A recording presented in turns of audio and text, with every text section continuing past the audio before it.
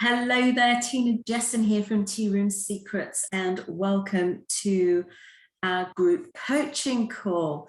Now, for those of you that aren't able to join me today, I am recording this, so the recording will be sent out to you.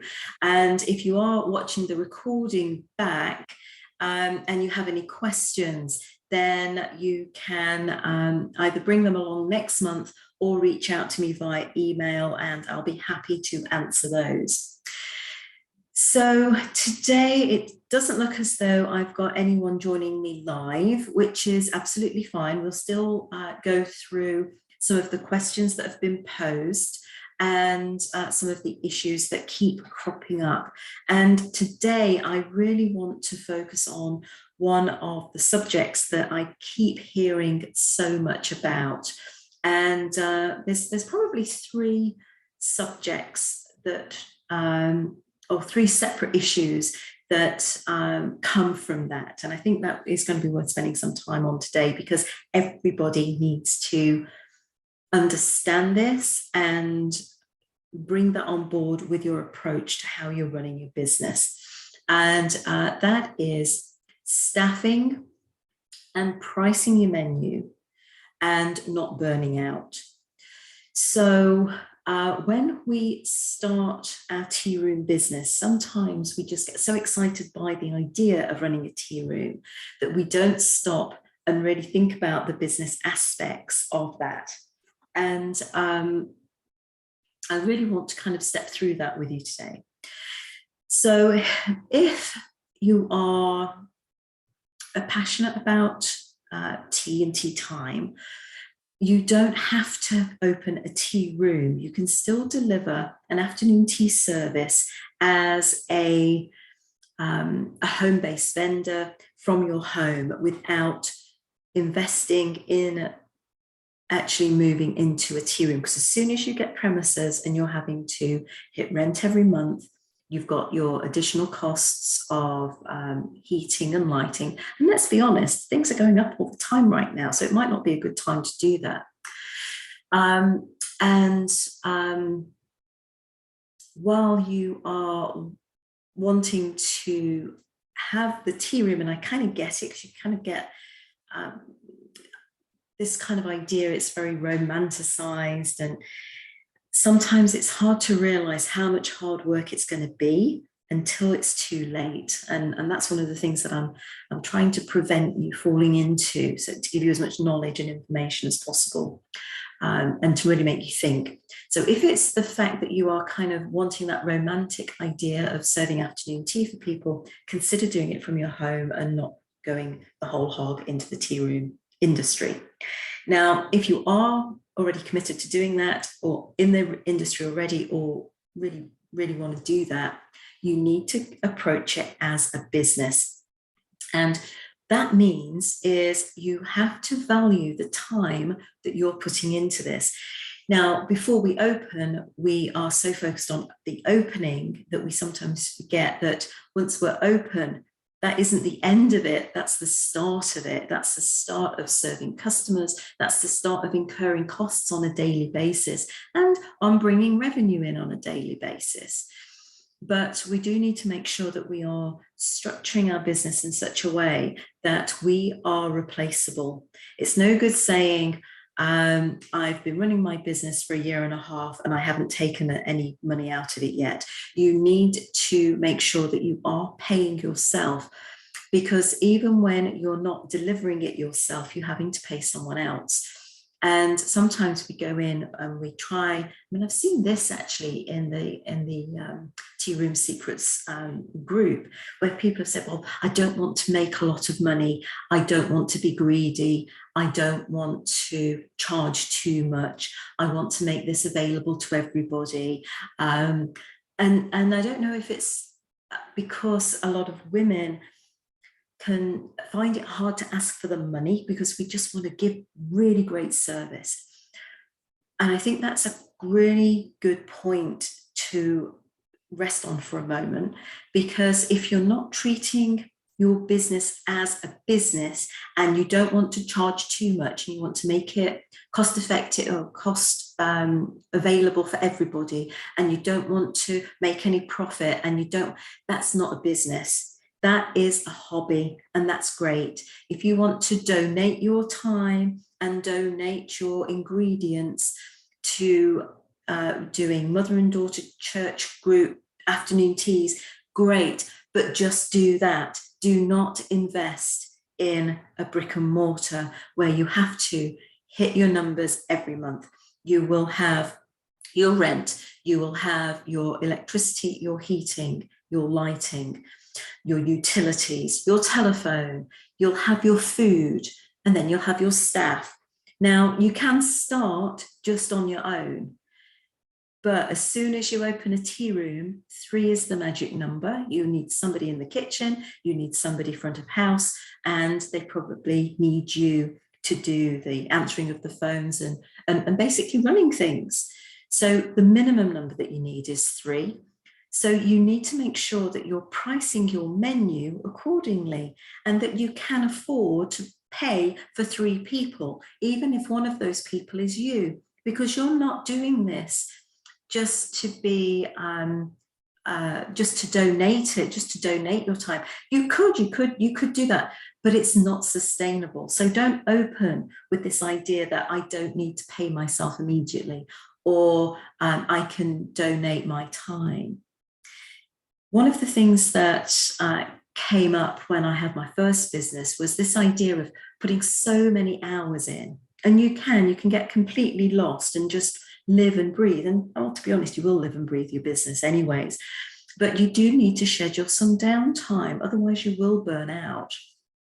And it's very easy for us to get on that treadmill, but once we're open, and once we're promoting the fact that, we have an open sign on the door, and that we are open whatever our hours and whatever our days are, we are now stepping onto a treadmill which will not stop. You will not be able to come up for air unless you plan your business to do so from day one. And that means making sure you can afford those 3 people that will help you run that business, even if one of them is you. And you do need to price your menu accordingly. It's no good saying, well, I'm going to donate my time just because your time is free.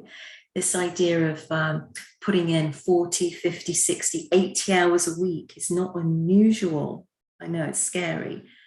But you don't want to be kind of aspiring to minimum wage. You want to be set in there and saying, okay, I need to take this much out per month. And then I've got my static overheads, which is going to be your rent and your electricity and your heating and your lighting. And goodness knows, there's so many things.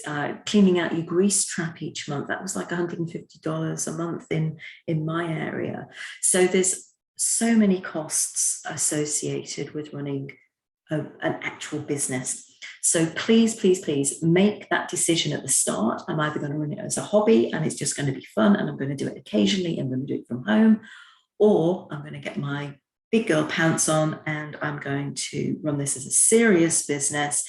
And I'm not going to say things like, I don't need to make much profit, I don't want to charge too much, I want to make this accessible to everybody, because you're basically going to make a rod for your own back and you are going to burn out before you ever make any money doing it. Sorry, that's a bit of a soapbox, but it really is important that we can differentiate the difference between them. So the first thing is taking your business seriously and making sure you're covering all your costs. The only way we can cover all our costs is not necessarily to bring in more customers. Sometimes we feel that we need to bring in more customers, and that is the answer. If we are losing money on our service, bringing in more customers just means we lose more money on our service. And that's a very big distinction to make.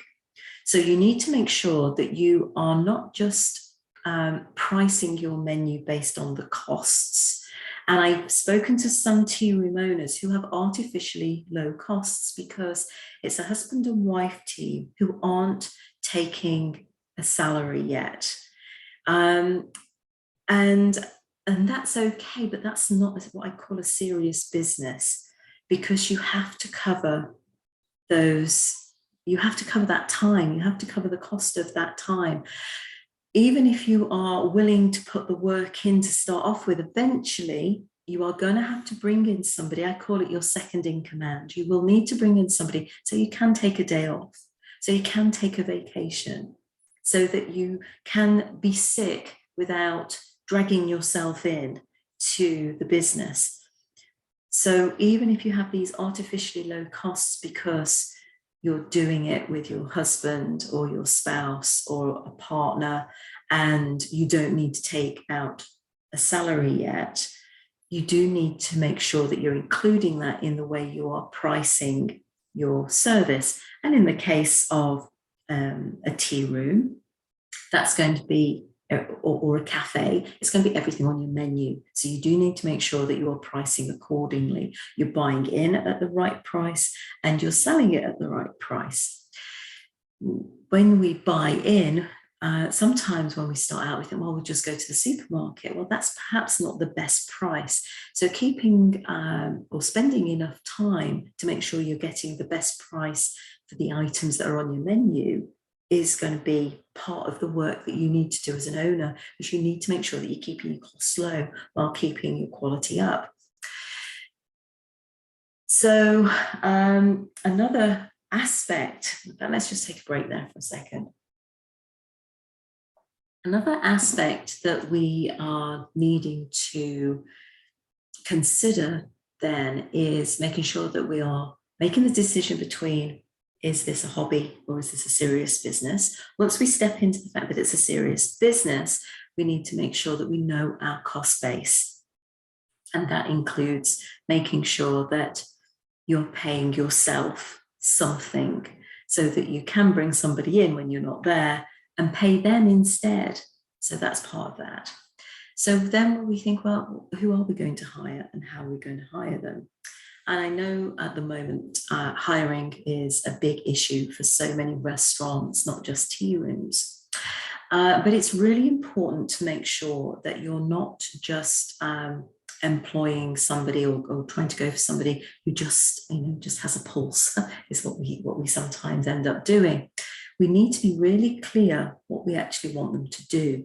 And sometimes getting a high school person in or a college student in isn't always the best first hire. The best first hire might be the person in the kitchen, if that's not you, or it might be somebody that can run your front of house operation, if that's not you. And you can't do both, you have to pick one or the other.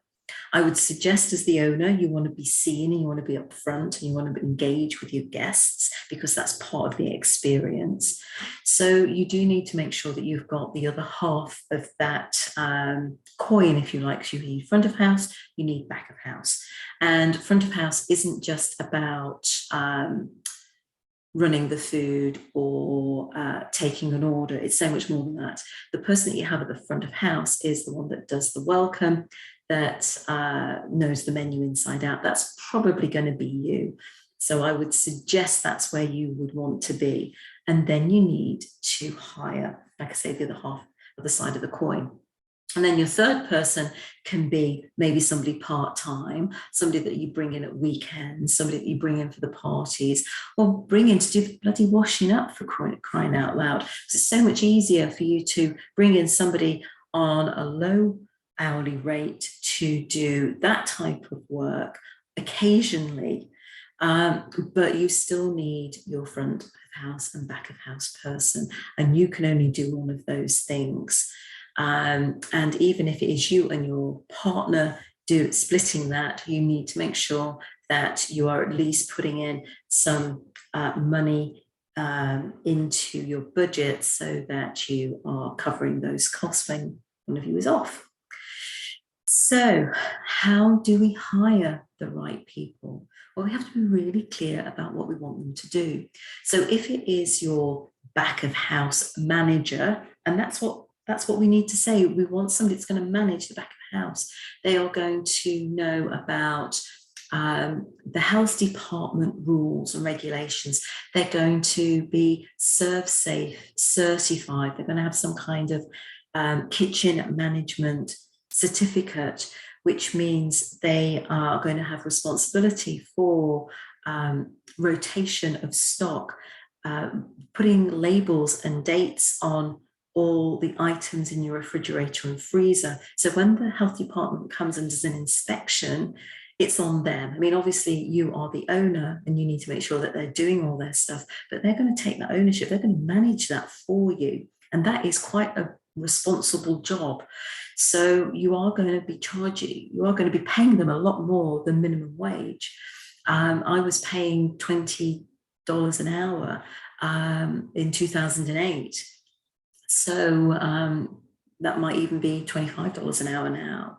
And those people need to be that person that's going to manage your kitchen and be your back of house manager, or your kitchen manager, is going to be working a lot of hours. They're going to be certainly there a couple of hours before you open, and they're going to be there serving and prepping all through the day. So that is something that you need to take into account. And then, like I say, if you're looking for a dishwasher or someone to support you, then that can be at a slightly lesser hours and slightly lower hourly rate. We do have a training on this, all about the job roles. I think we have 8 of them, and you can pick out which ones. You won't need all of them, it'll be one or the other. So pick out what the job role is that you're actually looking for, and be really clear about what you want them to do. I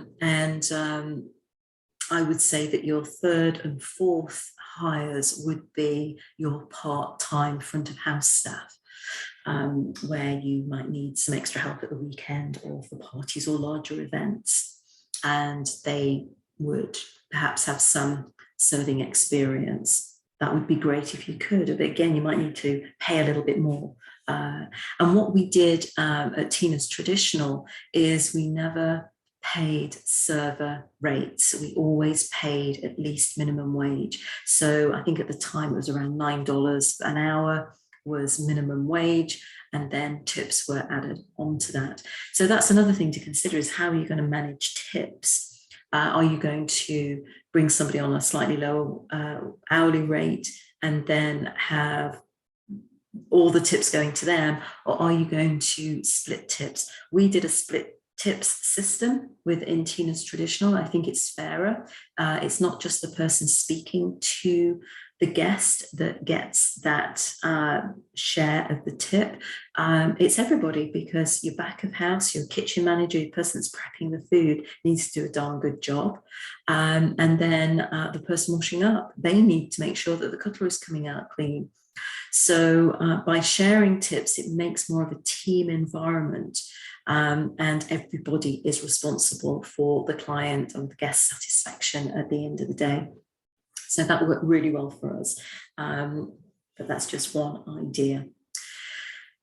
So we've talked about, are we doing a serious business, or are we just doing a hobby? If we're doing a serious business, we need to make sure that we are charging sufficiently and feeling comfortable doing that and taking our numbers seriously.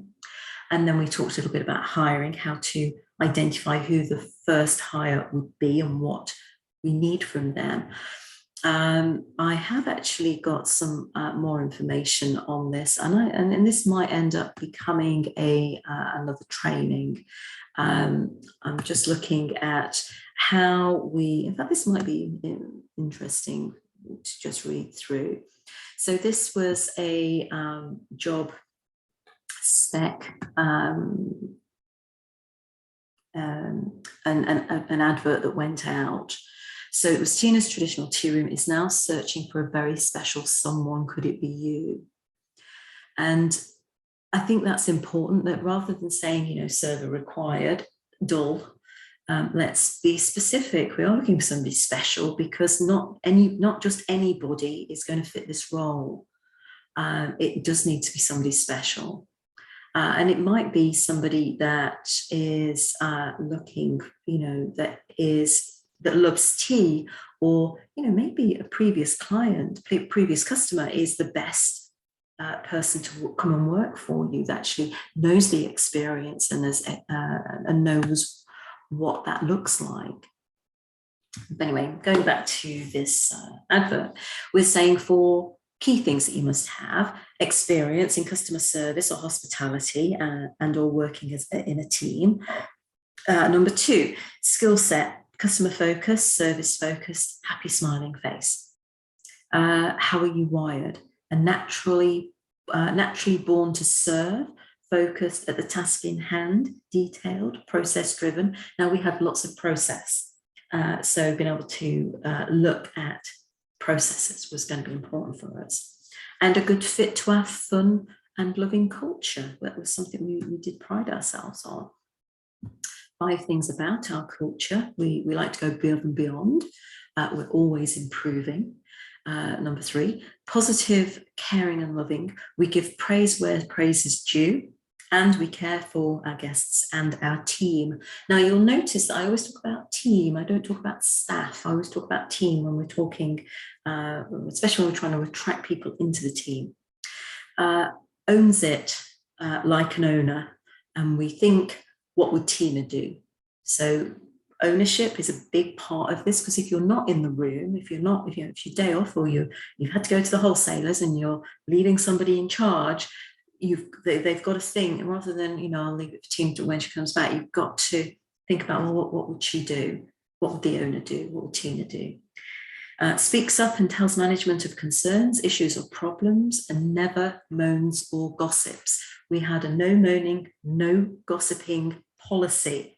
I always used to say no eye rolling in this establishment. So we didn't want that kind of attitude, if you like.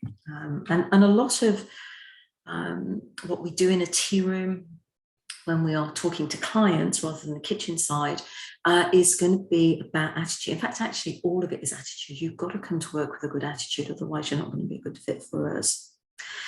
If you're looking for a long-term commitment, we're a company whose mission is to serve others and improve a person's day, then we want to talk to you. As someone who always aims for excellence, you get a high level of satisfaction providing service to other people, and in fact, they often tell you that you're a good listener, a problem solver, a good communicator, you're self-motivated, clear goals, eager to take actions, jump in, adopt quickly to new solutions. So it kind of goes on a little about that. And we also put some fun things in there. We say it's an opportunity to bring ideas to the events we create. We're currently featuring such events as Harry Potter and Sherlock Holmes and Jane Austen, and teaching table etiquette. Now, we say this: knowledge of British, Irish or European food and or culture an advantage. So we are starting to say, these are the kinds, if you've got these kind of attributes, then that's exactly what we're looking for. So you see, if we can be very specific, and then we say, and this one, we're saying this would suit a hospitality graduate, not just any old graduate, but if you're studying hospitality, then you're going to get a lot out of working in this environment. Customer service, maybe. And then we're looking at telling people we're wanting to work 5 days, must be able to work Saturdays and Sundays. We were open 7 days a week, and finding people who were willing to work Sundays was really hard for us. So we put that right up front to say, we want you to work Saturdays and Sundays, and occasional Friday evenings, because that's when we did our events. So can you see that the more specific you can be and really clear about what you want, it's much more attractive to the right person. And it will also repel the people that are just tire kickers. And you don't have time to have people not showing up. Which brings me on to another point. It is always a good idea to speak to the person before you ask them in for an interview. So when you give them a call back to invite them in for interview, or you speak to them in the tea room if they pop in, let's have an initial conversation, and we say, are you able to work Saturdays and Sundays? You know, what kind of so we're doing kind of like a pre-screening up front. That doesn't hurt, and then we're getting them excited about coming back in for the interview, which we are going to prepare for, and we're going to have set questions. And again, we have that in the training, all about the different roles and responsibilities. In fact, we even have a kitchen manager questionnaire and a little test for them to do, because you need to know your maths when you are running a kitchen. So when we're playing around with recipes and doing those kinds of things as well. So don't just hire any old body, be really, really specific, and you will get a much better quality of person coming along. Okay. So, so the third thing I wanted to talk to you about is this idea of, well, where do you get the money from? The only place that you get money from is through your menu. It's the service you sell is basically off menu. So you need to make sure that the price you're charging for anything on your menu is covering all those overheads that we talked about earlier and your staff costs. You can't just say, well, you know, it only costs me 30 cents to make a scone and I'm charging it at 60 cents, it's double. No, you've got to factor in all those other things. So a simple scone might be $4 or $5, even $6, especially if you're including, I mean, we used to make our own jam. So obviously that was a huge time that we had to factor in there as well, and then buying in the clotted cream and adding that onto a scone, jam and clotted cream. And then if you're going to turn that into a afternoon cream tea, then you've got your pot of tea in there as well. There are so many moving parts. So another thing that we have developed for you is menu pricing for profit.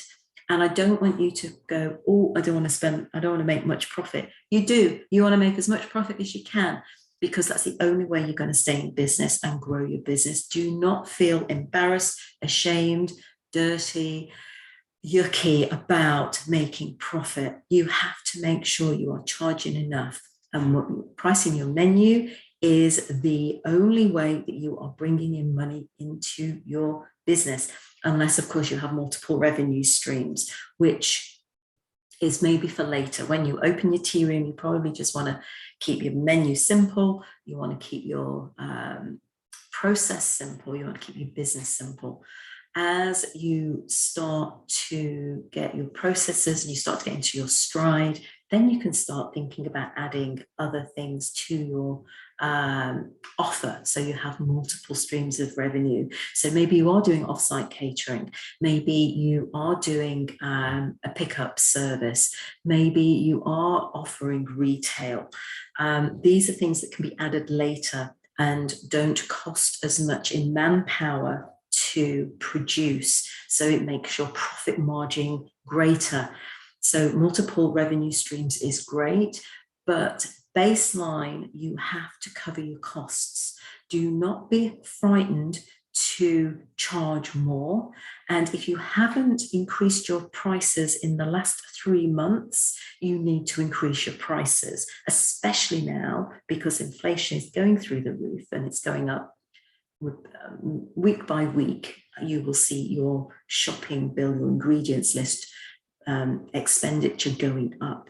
So you do need to review every month. You need to make sure you're spending enough time working on your business to make sure that you're finding the best price for the best quality for every menu item you're producing. That's where you need to be spending your time, not necessarily trying to do all the prep and all the buying and all the talking to your client. You have to be the owner and define what you and only you can do and what you're going to pass on to your team. And you need to be able to afford your team. So make sure you're charging enough and that you are increasing your prices regularly. And if you have been in business for a year or 2 years and you haven't put your prices up, then stop what you're doing right now and start looking at your actual costs, and with a view to actually increasing those prices. And don't try and copy what other businesses are doing. Don't say, well, in the next town, this tea room is only charging this much. They're probably not doing it right either. So don't think of it like that. Test the pricing out, see what happens. Your kind of people will come to you. People will spend money on an experience. So we're in a wonderful position that we can charge a premium for what we do as a tea room owner. Now, if you're just a cafe, maybe you need to look at what your unique selling point is and seeing how you can make sure that you're covering your overheads too, even if you're just offering more of a basic service. And maybe you don't need quite such a talented team to enable you to do that, and you might not need to charge quite so much, especially if you don't have a full kitchen. But I can't emphasize enough, make sure you're charging, you're actually working out your menu. We do have a little training called Menu Pricing for Profit. I suggest you do that. We look at cost-based pricing and we look at market-based pricing, and we look at making sure that you're increasing your pricing regularly, because I don't want you to burn out. That's why I am championing tea room owners, cafe owners, tea time business owners, to make sure that they are charging enough and that you can sustain it and you don't burn out and give up on your dream. Because I'd like to see a tea room in every town, in every state, in every country around the world. Because what we do as tea room owners is we provide something to the public that you just cannot get anywhere else. We provide the experience, we provide the connection, we provide the community, we provide something completely extraordinary.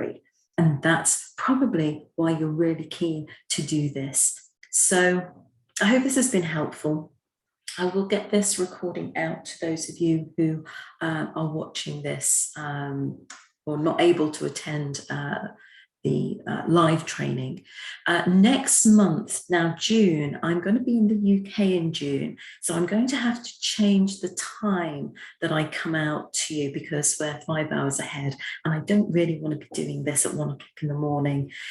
So we're going to be doing it, it will probably be 10 o'clock, maybe 12 o'clock.